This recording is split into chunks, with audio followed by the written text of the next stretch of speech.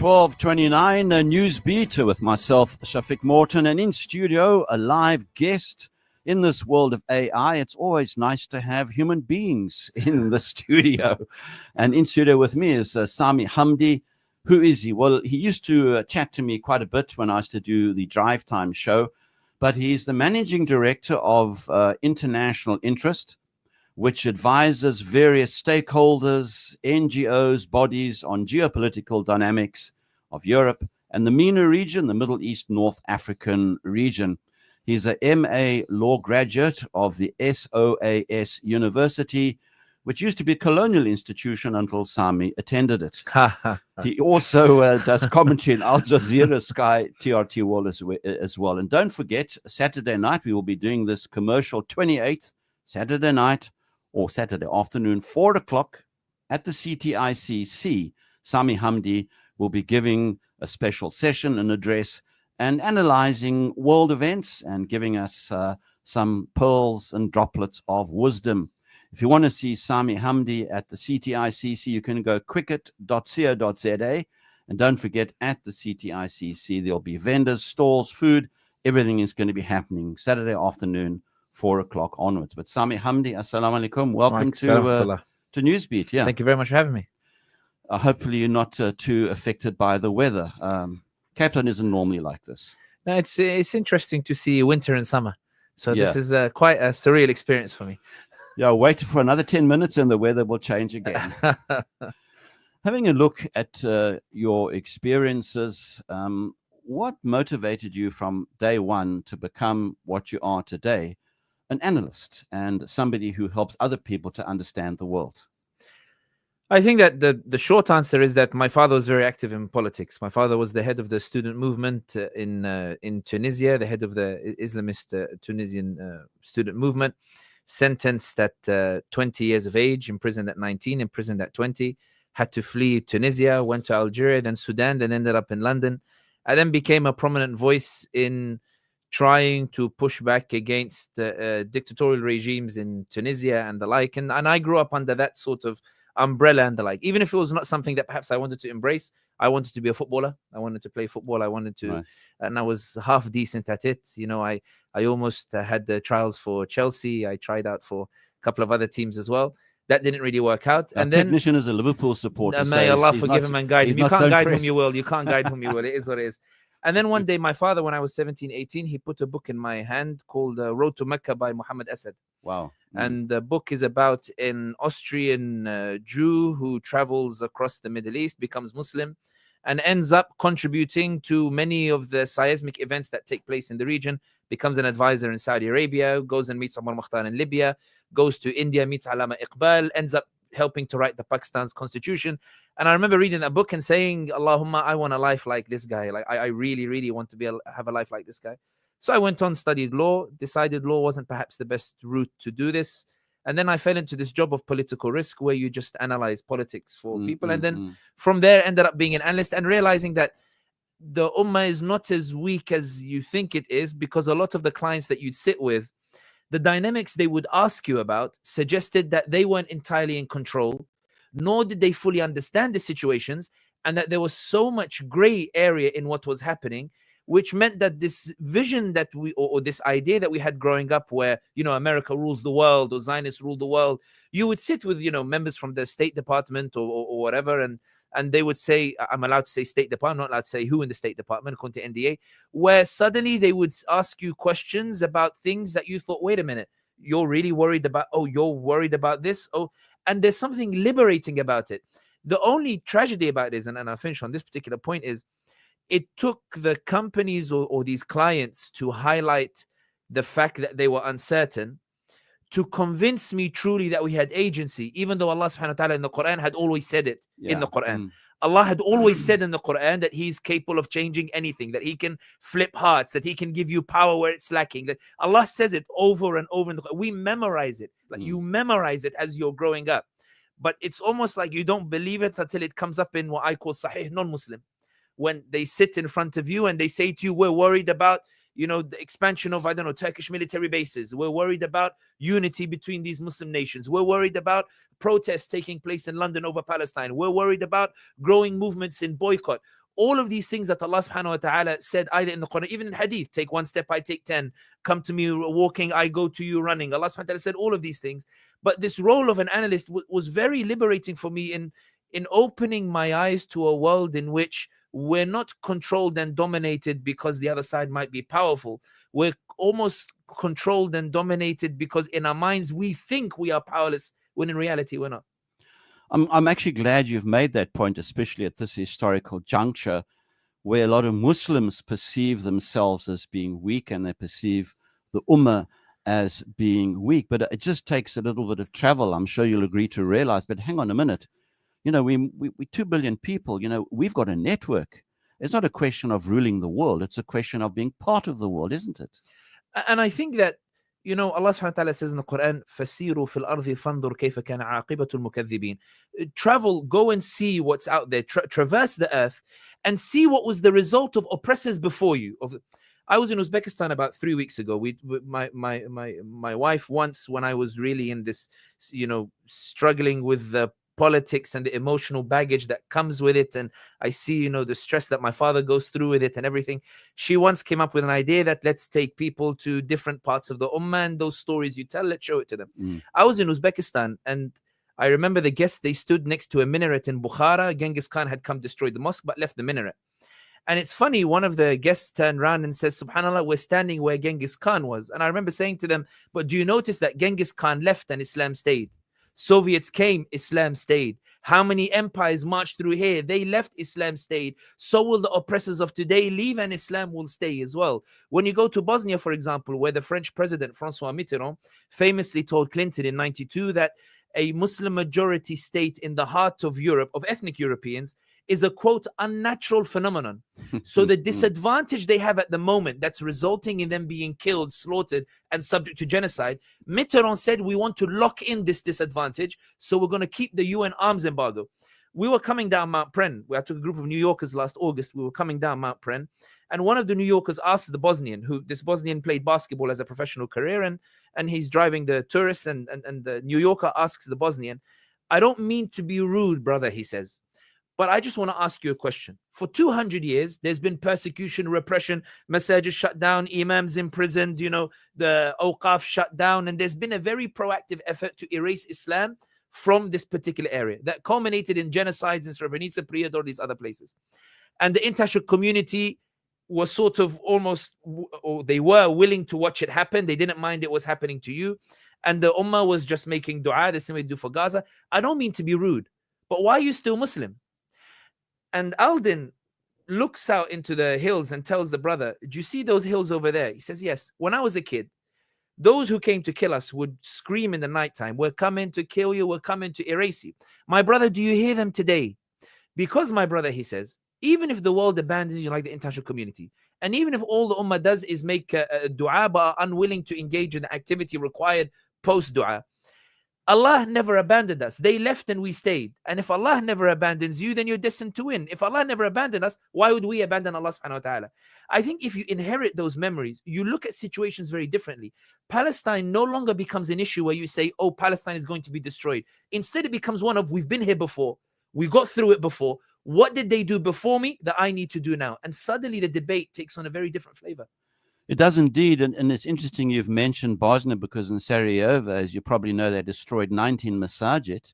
The Bosnians have rebuilt them. They've rebuilt them. And I think this is, sorry to interrupt, this could be a model for people to have hope for Gaza, because Gaza will be rebuilt. It's as simple as that. You mentioned we had a doctor who had gone to Gaza twice. And in August, he had just come back from Gaza. So this doctor, when everybody's enjoying the trip, he would find bouts where he just burst into tears. So one day we thought, let's ask him what it was like. He said, Sami, I went to Gaza and it was complete, like it's destroyed, like nothing is standing. He said, Sami, you know, they talk about human shields. He said, Palestinians would wake me up in the morning and say, doctor, can you come with us to where the bread is? Because the Israelis have your coordinates because you're an American citizen. They won't bomb an area where you're in. So I would make these 4 or 5 trips a day with the Palestinians in order to give them the protection. He said, I got on the plane, Sami, and I felt and he burst into tears. He goes, I felt I was taking that shield away from them by returning to my comfort in New York. On the 6th day, he says, Sami, I want to go to Banja Luka. I want to go and see this city. And Banja Luka in 1993 had 18 masajid. Mladic enters it, destroys all the masajid and everything. And then he turns them into garbage dumps, then parking lots and the like. And then in 1995, the inhabitants of the city refused to allow the Muslims to return after being ethnically cleansed. In 2001, 9 young imams, no older than 21, 22, decide to go there to try to rebuild the mosques. Last year, they finished the 18th mosque, and today Banja Luka has 26 mosques. Yeah, the wrong city. Yeah. When the doctor came out, when he left the city, I told him, how was it? He said, you know, I left Gaza thinking, how on earth is it ever going to be rebuilt after this destruction? After coming to Bosnia and seeing Banja Luka, I know now not only will Gaza be free, not only will Gaza be rebuilt, but I know Gaza is going to be free. These are our memories. I'm saying our as Muslims. These are our memories. If Allah says it to you in the Quran, it's not theory. Allah tells you in the Quran, نحن نقص عليك أحسن القصص بما أوحينا إليك هذا القرآن وإن كنت من قبله لمن الغافلين. Indeed, in this book, we tell you the best of stories that prior to which you were ignorant of. Why is Allah telling these stories?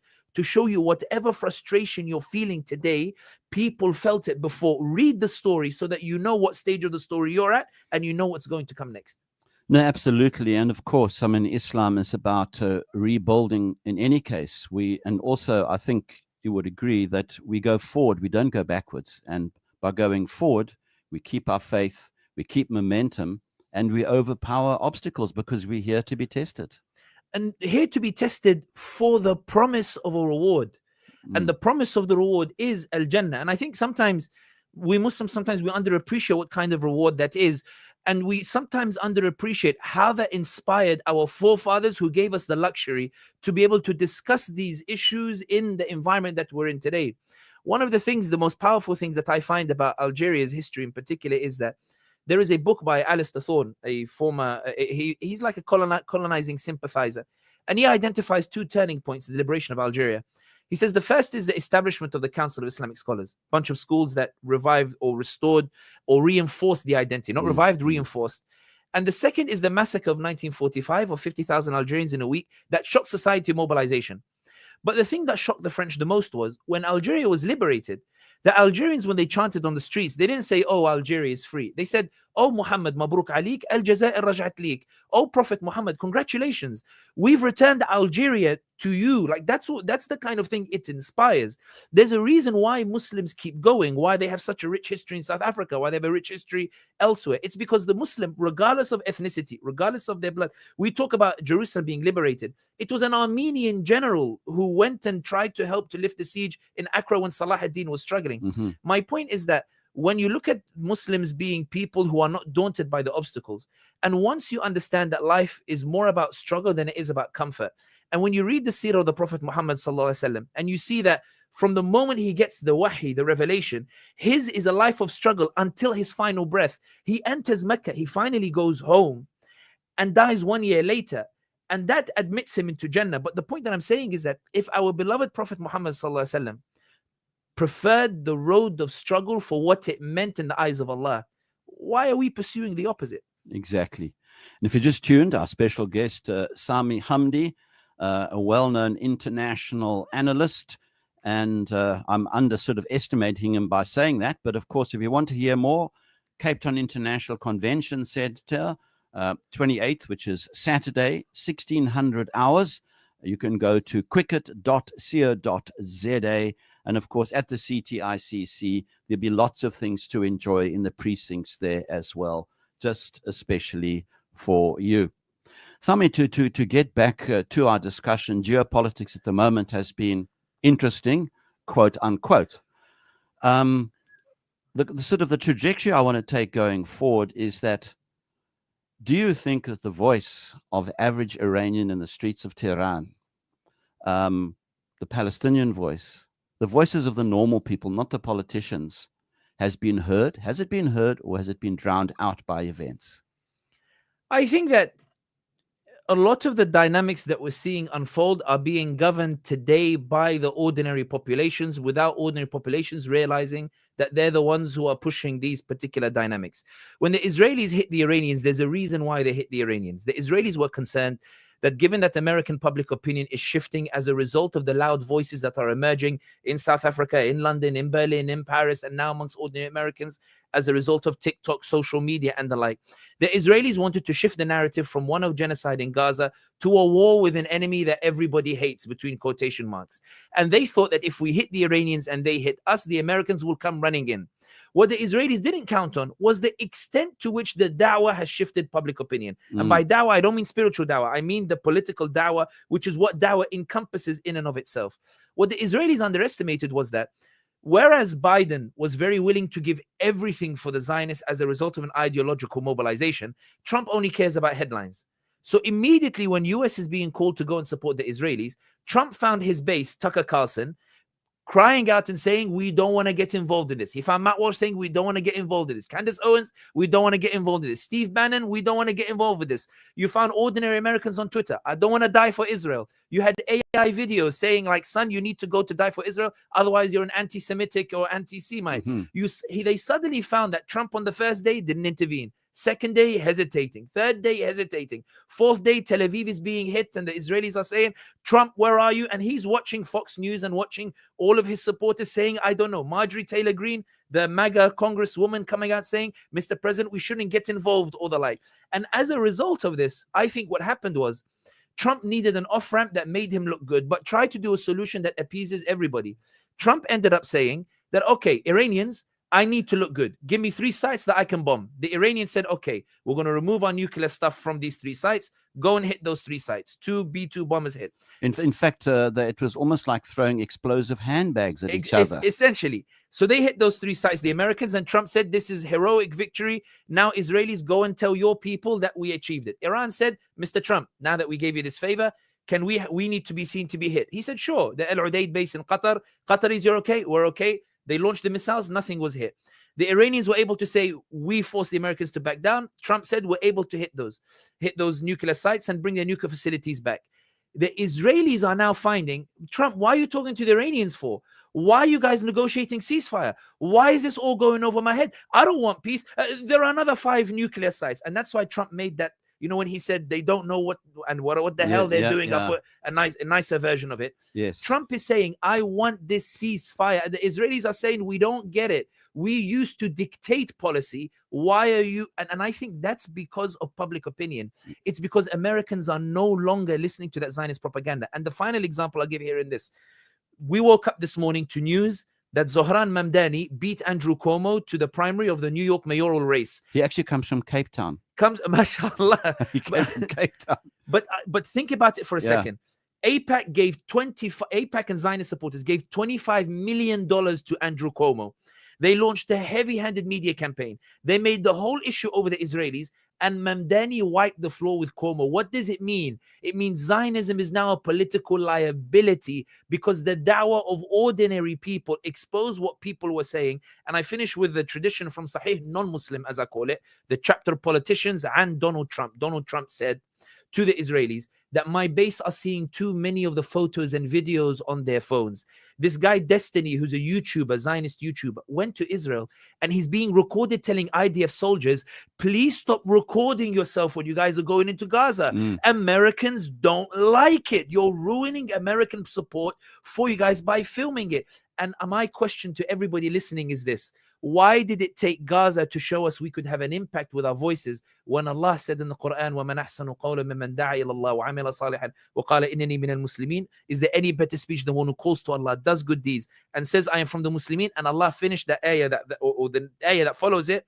وَلَا تَسْتَوِي الْحَسَنَةُ وَلَا السَّيِّئَةُ. Good deed and the bad deed are not equal. You can spend 25 million on a bad deed. The good word can trash that bad deed without the 25 million. Idfa' billati hi ahsan. Push back with that which is best. Why does Allah tell you push back with that which is best? Push, meaning a proactive physical action. Push with what you have. If all you can lift is a 5 kilogram weight, lift it. If it's 10, lift it. If it's 20, lift it. Lift what you can.